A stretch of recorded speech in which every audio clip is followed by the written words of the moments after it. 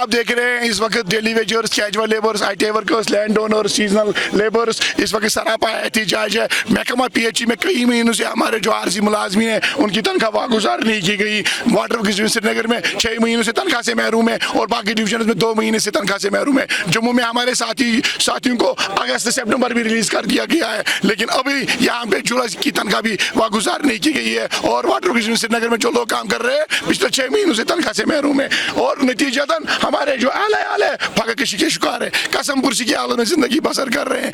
इस महंगाई के दौर में कहाँ जाएंगे, किसको बताएंगे? सरकार से हमारी अपील है, सोमवार शाम तक 13 तारीख शाम तक हमारी तनख्वाह वागुजार होनी चाहिए। अगर हमारी तनख्वाह वागुजार नहीं की गई तो हमने फैसला कर लिया है 14 तारीख से मुकम्मल हड़ताल PH के तमाम छोटे बड़े दफ्तर में शुरू की जाएगी। हमारी सरकार से अपील होगी, हम टकराव का रास्ता नहीं चाहते हैं, हम मुखासमत का रास्ता नहीं चाहते हैं। सरकार हमारी तनख्वाह वागुजार करे।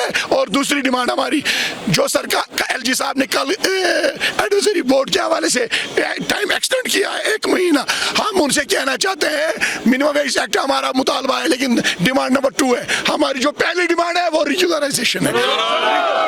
रेगुलराइजेशन के मिनिमम वेज एक्ट के साथ साथ रेगुलराइजेशन पे भी फैसला लिया जाए। अगर सरकार ऐसा नहीं करती है तो हमने फैसला कर लिया है, हम प्रोग्राम में शिदत लाएंगे और शिदत से तब तक काम करते रहेंगे जब तक हमारा एक डिमांड पूरी नहीं की जाती।